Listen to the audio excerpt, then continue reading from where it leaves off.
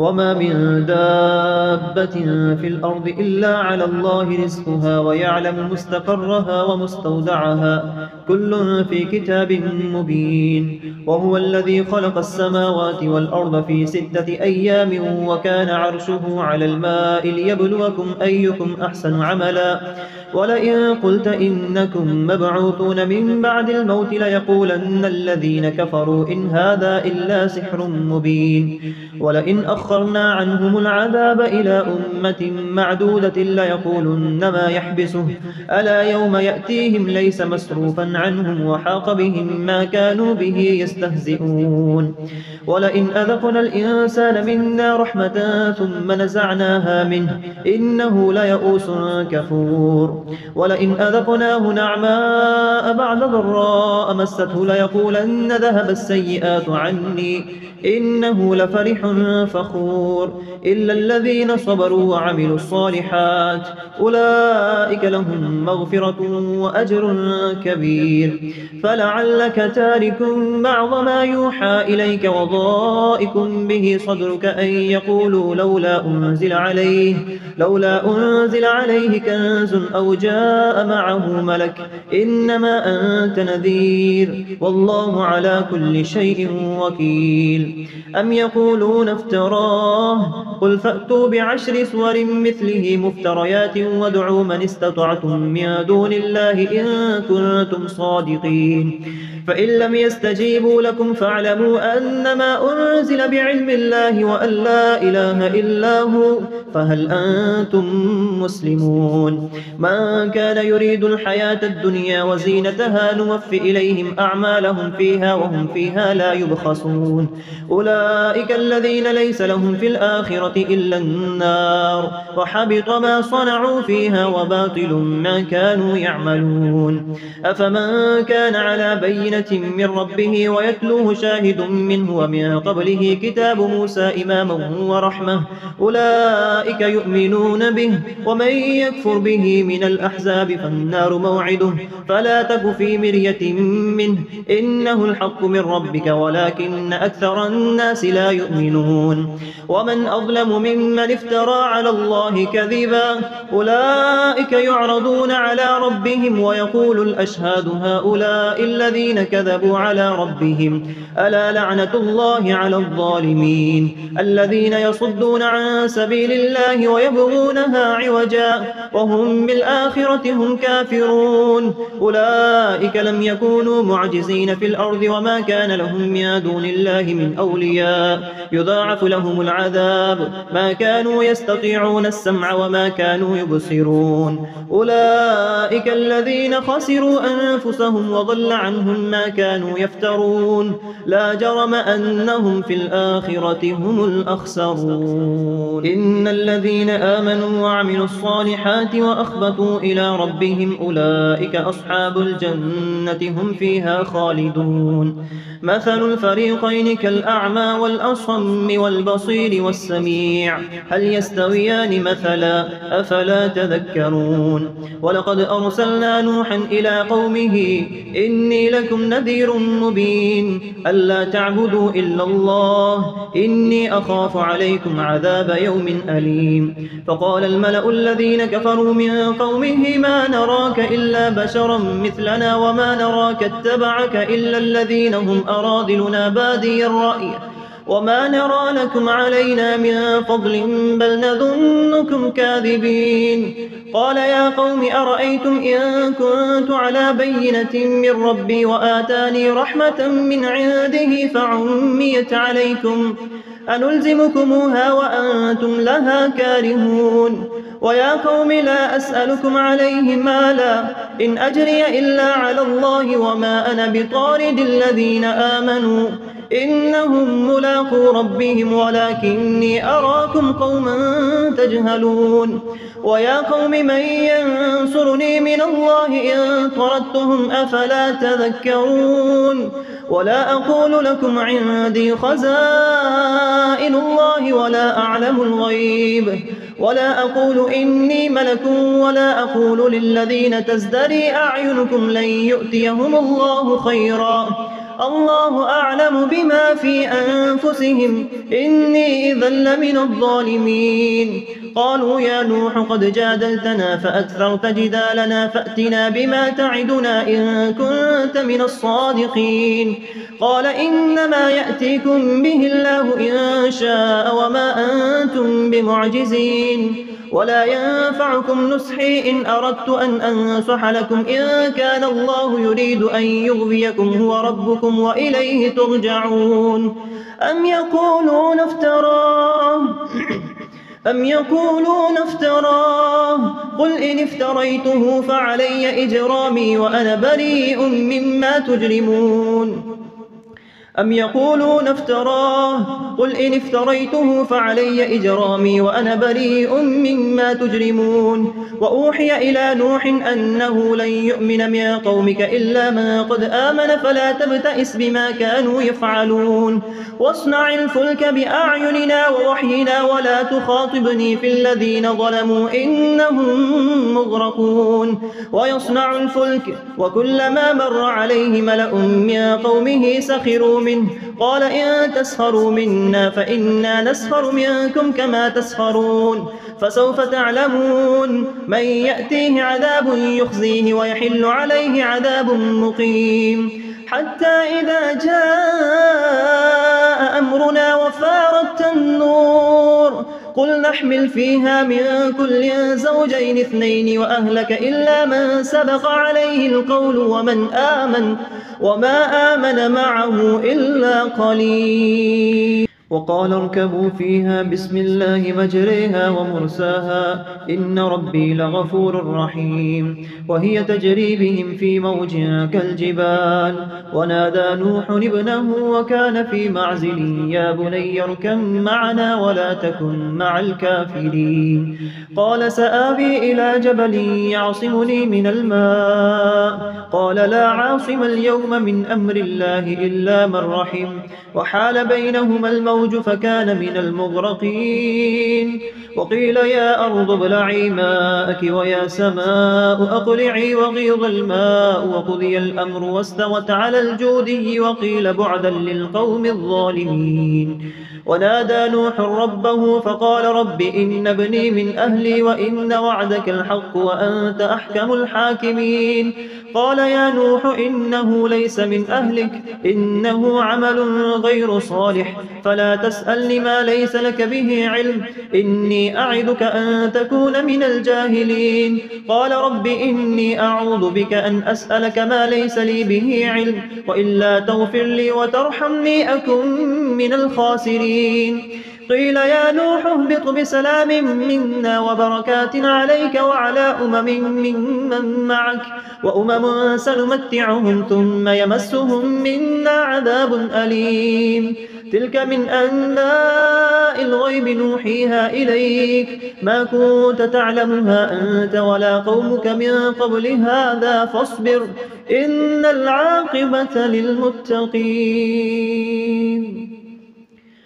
وإلى عاد أخاهم هودا قال يا قوم اعبدوا الله ما لكم من إله غيره إن أنتم إلا مفترون. يا قوم لا أسألكم عليه أجرا إن أجري إلا على الذي فطرني أفلا تعقلون. ويا قوم استغفروا ربكم ثم توبوا إليه يرسل السماء عليكم مدرارا ويزدكم قوة إلى قوتكم ولا تتولوا مجرمين. قالوا يا هود ما جئتنا ببينة وما نحن بتاركي آلهتنا عن قولك وما نحن لك بمؤمنين إن نقول إلا اعتراك بعض آلهتنا بسوء. قال إني أشهد الله واشهدوا أني بريء مما تشركون من دونه فكيدوني جميعا ثم لا تنذرون. إني توكلت على الله ربي وربكم ما من دابة إلا هو آخذ بناصيتها ناصيتها إن ربي على صراط مستقيم فإن تولوا فقد أبلغتكم ما أرسلت به إليكم ويستخلف ربي قوما غيركم ولا تضرونه شيئا إن ربي على كل شيء حفيظ ولما جاء أمرنا نجينا هودا والذين آمنوا معه برحمة منا ونجيناهم من عذاب غليظ وتلك عاد جحدوا بآيات ربهم وعصوا رسله واتبعوا أمر كل جبار عنيد وأتبعوا في هذه الدنيا لعنة ويوم القيامة ألا إن عادا كفروا ربهم ألا بعدا لعاد قوم هود وإلى ثمود أخاهم صالحا قال يا قوم اعبدوا الله ما لكم من إله غيره هو أنشأكم من الأرض واستعمركم فيها فاستغفروه ثم توبوا إليه إن ربي قريب مجيب قالوا يا صالح قد كنت فينا مرجوا قبل هذا أتنهانا أن نعبد ما يعبد آباؤنا وإننا لفي شك مما تدعونا إليه مريب قال يا قوم أرأيتم إن كنت على بينة من ربي وآتاني منه رحمة فمن ينصرني من الله إن عصيته فما تزيدونني غير تخسير ويا قوم هذه ناقة الله لكم آية فذروها تأكل في أرض الله ولا تمسوها بسوء فيأخذكم عذاب قريب فعقروها فقال تمتعوا في داركم 3 أيام ذلك وعد غير مكذوب فلما جاء أمرنا نجينا صالحا والذين آمنوا معه برحمة منا ومن خزي يومئذ إن ربك هو القوي العزيز وأخذ الذين ظلموا الصيحة فأصبحوا في ديارهم جاثمين كأن لم يغنوا فيها ألا إن ثمود كفروا ربهم ألا بعدا لثمود ولقد جاءت رسلنا إبراهيم بالبشرى قالوا سلاما قال سلام فما لبث أن جاء بعجل حنيذ فلما رأى أيديهم لا تصل إليه نكرهم وأوجس منهم خيفة قالوا لا تخف إنا أرسلنا إلى قوم لوط وامرأته قائمة فضحكت فبشرناها بإسحاق ومن وراء إسحاق يعقوب قالت يا ويلتى ألد وأنا عجوز وهذا بعلي شيخا إن هذا لشيء عجيب قالوا أتعجبين من أمر الله رحمة الله وبركاته عليكم أهل البيت إنه حميد مجيد فلما ذهب عن إبراهيم الروع وجاءته البشرى يجادلنا في قوم لوط إن إبراهيم لحليم أواه منيب يا إبراهيم أعرض عن هذا إنه قد جاء أمر ربك وإنهم آتيهم عذاب غير مردود ولما جاءت رسلنا لوطا سيء بهم وضاق بهم ذرعا وقال هذا يوم عصيب وجاءه قومه يهرعون إليه ومن قبل كانوا يعملون السيئات قال يا قوم هؤلاء بناتي هن أطهر لكم فاتقوا الله ولا تخزون في ضيفي أليس منكم رجل رشيد قالوا لقد علمت ما لنا في بناتك من حق وإنك لتعلم ما نريد قال لو أن لي بكم قوة أو آوي إلى ركن شديد قالوا يا لوط إنا رسل ربك لن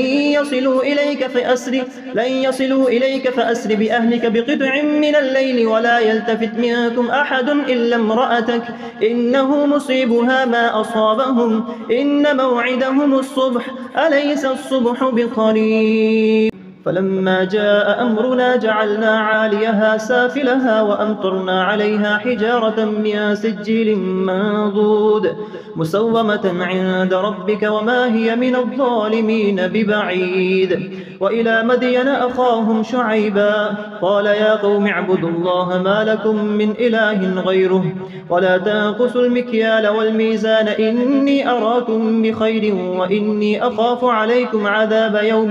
محيط محيط. ويا قوم أوفوا المكيال والميزان بالقسط ولا تبخسوا الناس أشياءهم ولا تعثوا في الأرض مفسدين. بقية الله خير لكم إن كنتم مؤمنين وما أنا عليكم بحفيظ. قالوا يا شعيب أصلاتك تأمرك أن نترك ما يعبد آباؤنا أو أن نفعل في أموالنا ما نشاء إنك لأنت الحليم الرشيد. قال يا قوم أرأيتم إن كنت على بينة من ربي ورزقني منه رزقا حسنا وما أريد أن أخالفكم إلى ما أنهاكم عنه إن أريد إلا الإصلاح ما استطعت وما توفيقي إلا بالله عليه توكلت وإليه أنيب. ويا قوم لا يجرمنكم شقاقي أن يصيبكم مثل ما أصاب قوم نوح أو قوم هود أو قوم صالح وما قوم لوط منكم ببعيد. واستغفروا ربكم ثم توبوا إليه إن ربي رحيم ودود. قالوا يا شعيب ما نفقه كثيرا مما تقول وإنا لنراك فينا ضعيفا ولولا رهتك لرجمناك وما أنت علينا بعزيز. قال يا قوم أرهطي أعز عليكم من الله واتخذتموه وراءكم ظهريا إن ربي بما تعملون محيط. ويا قوم اعملوا على مكانتكم إني عامل فسوف تعلمون من يأتيه عذاب يخزيه ومن هو كاذب وارتقبوا إني معكم رقيب. ولما جاء أمرنا نجينا شعيبا والذين آمنوا معه برحمة منا وأخذت الذين ظلموا الصيحة فأصبحوا في ديارهم جاثمين كأن لم يغنوا فيها ألا بعدا لمدين كما بعدت ثمود. ولقد أرسلنا موسى بآياتنا وسلطان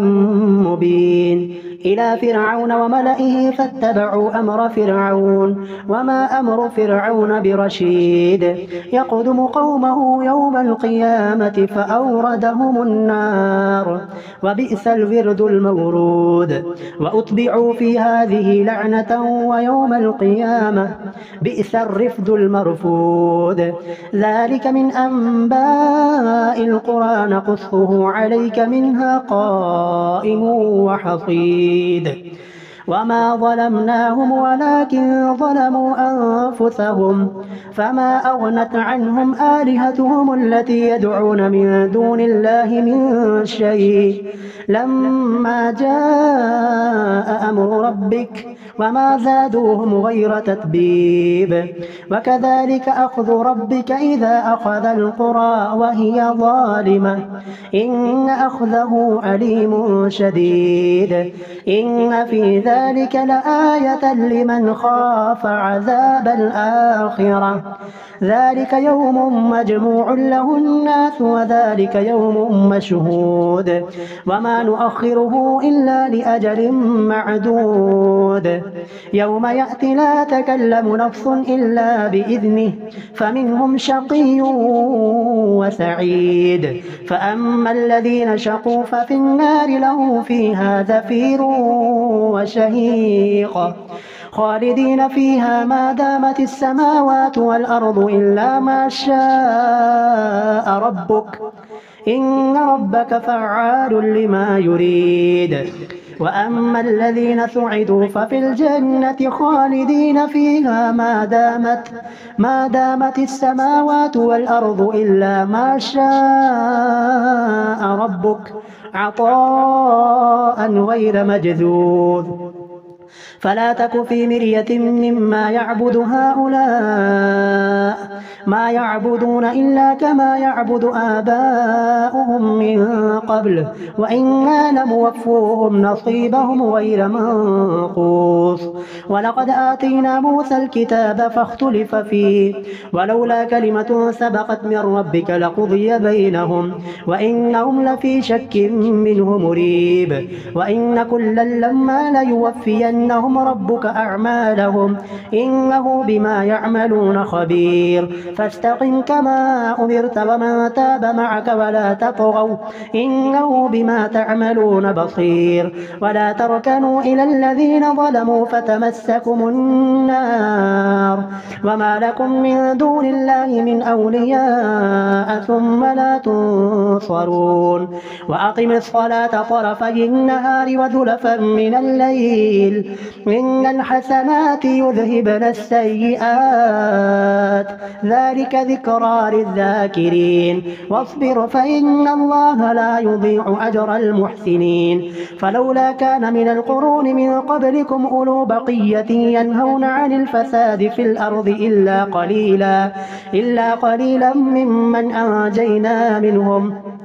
واتبع الذين ظلموا ما أترفوا فيه وكانوا مجرمين وما كان ربك ليهلك القرى بظلم وأهلها مصلحون ولو شاء ربك لجعل الناس أمة واحدة ولا يزالون مختلفين إلا من رحم ربك ولذلك خلقهم وتمت كلمة ربك لأملأن جهنم من الجنة والناس أجمعين وكلا نقص عليك من أنباء الرسل ما نثبت به فؤادك وجاءك في هذه الحق وموعظة وذكرى للمؤمنين وقل للذين لا يؤمنون اعملوا على مكانتكم إنا عاملون وانتظروا إنا منتظرون ولله غيب السماوات والأرض وإليه يرجع الأمر كله فاعبده وتوكل عليه وما ربك بغافل عما تعملون. بسم الله الرحمن الرحيم. ألف لام را تلك آيات الكتاب المبين إنا أنزلناه قرآنا عربيا لعلكم تعقلون نحن نقص عليك أحسن القصص بما أوحينا إليك هذا القرآن وإن كنت من قبله لمن الغافلين إذ قال يوسف لأبيه يا أبت إني رأيت 11 كوكبا والشمس والقمر رأيتهم لي ساجدين قال يا بني لا تقصص رؤياك على إخوتك فيكيدوا لك كيدا إن الشيطان للإنسان عدو مبين وكذلك يجتبيك ربك ويعلمك من تأويل الأحاديث ويتم نعمته عليك وعلى آل يعقوب كما أتمها على أبويك من قبل إبراهيم وإسحاق إن ربك عليم حكيم لقد كان في يوسف وإخوته آيات للسائلين إذ قالوا ليوسف وأخوه أحب إلى أبينا منا ونحن عصبة إن أبانا لفي ضلال مبين اقتلوا يوسف أو اطرحوه أرضا يخل لكم وجه أبيكم وتكونوا من بعده قوما صالحين قال قائل منهم لا تقتلوا يوسف وألقوه في غيابة الجب يلتقطه بعض السيارة إن كنتم فاعلين قالوا يا أبانا ما لك لا تأمنا على يوسف وإنا له لناصحون أرسله معنا غدا يرتع ويلعب وإنا له لحافظون قال إني ليحزنني أن تذهبوا به وأخاف أن يأكله الذئب وأنتم عنه غافلون قالوا لئن أكله الذئب ونحن عصبة إنا إذا لخاسرون فلما ذهبوا به وأجمعوا أن يجعلوه في غيابة الجب وأوحينا إليه لتنبئنهم بأمرهم هذا وهم لا يشعرون وجاءوا أباهم عشاء يبكون قالوا يا أبانا إنا ذهبنا نستبق وتركنا يوسف عند متاعنا فأكله الذئب الذئب وما أنت بمؤمن لنا ولو كنا صادقين وجاءوا على قميصه بدم كذب قال بل سولت لكم أنفسكم أمرا فصبر جميل والله المستعان على ما تصفون وجاءت سيارة فأرسلوا واردهم فأدلى دلوه قال يا بشرى هذا غلام وأسروه بضاعة والله عليم بما يعملون وشروه بثمن بخس دراهم معدودة وكانوا فيه من الزاهدين وقال الذي اشتراه من مصر لامرأته أكرمي مثواه عسى أن ينفعنا أو نتخذه ولدا وكذلك مكنا ليوسف في الأرض ولنعلمه من تأويل الأحاديث والله غالب على أمره ولكن أكثر الناس لا يعلمون ولما بلغ أشده آتيناه حكما وعلما وكذلك نجزي المحسنين وراودته التي هو في بيتها عن نفسه وغلقت الأبواب وقالت هيت لك قال معاذ الله إنه ربي أحسن مثواي إنه لا يفلح الظالمون ولقد همت به وهم بها لولا أن رأى برهان ربه كذلك لنصرف عنه السوء والفحشاء إنه من عبادنا المخلصين واستبق الباب وقدت قميصه من دبر وألف يا سيدها لدى الباب قالت ما جزاء من أراد بأهلك سوءا إلا أن يسجن أو عذاب أليم قال هي راودتني عن نفسي وشهد شاهد من أهلها إن كان قميصه قد من قبل فصدقت وهو من الكاذبين وإن كان قميصه قد من دبر فكذبت وهو من الصادقين فلما رأى قميصه قد من دبر قال إنه من كيدكن إن كيدكن عظيم يوسف أعرض عن هذا واستغفري لذنبك إنك كنت من الخاطئين وقال نسوة في المدينة امرأة العزيز تراود فتاها عن نفسه قد شغفها حبا إنا لنراها في ضلال مبين فلما سمعت بمكرهن أرسلت إليهن وأعتدت لهن متكأ وآتت كل واحدة منهن سكينا وقالت اخرج عليهن فلما رأينه أكبرنه وقطعن أيديهن وقلن حاش لله ما هذا بشرا إن هذا إلا ملك كريم قالت فذلكن الذي لمتنني فيه ولقد راودته عن نفسه فاستعصم ولئن لم يفعل ما آمره ليسجنن وليكون من الصاغرين قال رب السجن أحب إلي مما يدعونني إليه وإلا تصرف عني كيدهن أصب إليهن وأكن من الجاهلين فاستجاب له ربه فصرف عنه كيدهن إنه هو السميع العليم ثم بدا لهم من بعد ما رأوا الآيات ليسجننه حتى حين ودخل معه السجن فتيان قال أحدهما إني أراني أعصر خمرا وقال الآخر إني أراني أحمل فوق رأسي خبزا تأكل الطير منه نبئنا بتأويله إنا نراك من المحسنين قال لا يأتيكما طعام ترزقانه إلا نبأتكما بتأويله قبل أن يأتيكما ذلكما مما علمني ربي إن إني تركت ملة قوم لا يؤمنون بالله وهم بالآخرة هم كافرون واتبعت ملة آبائي إبراهيم وإسحاق ويعقوب ما كان لنا أن نشرك بالله من شيء ذلك من فضل الله علينا وعلى الناس ولكن أكثر الناس لا يشكرون يا صاحبي السجن أأرباب متفرقون خير أم الله الواحد القهار ما تعبدون من دونه إلا أسماء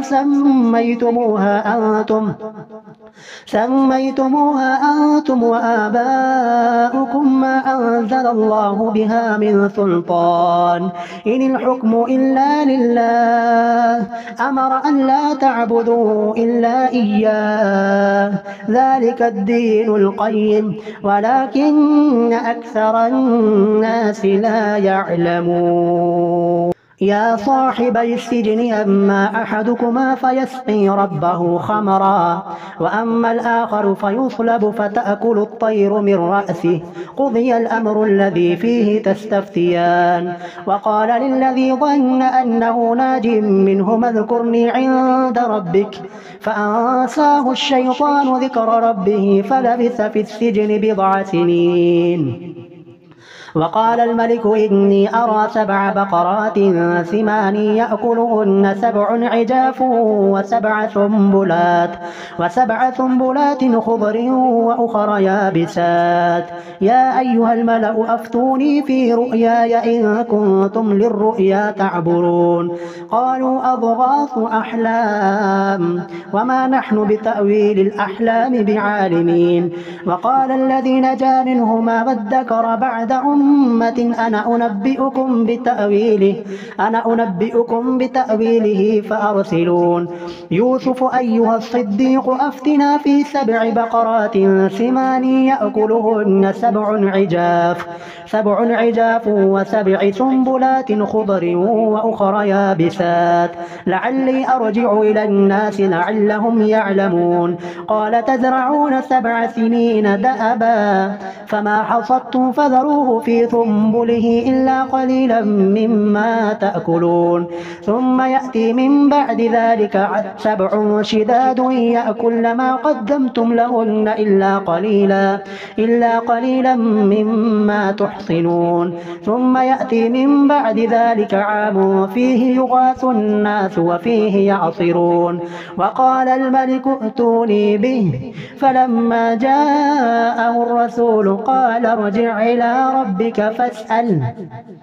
فاسأله ما بال النسوة اللاتي قطعن أيديهن إن ربي بكيدهن عليم قال ما خطبكن إذ راوتن يوسف عن نفسه قلن حاش لله ما علمنا عليه من سوء قالت امرأة العزيز الآن حصحص الحق أنا راودته عن نفسه وإنه لمن الصادقين ذلك ليعلم أني لم أخنه بالغيب وأن الله لا يهدي كيد الخائنين.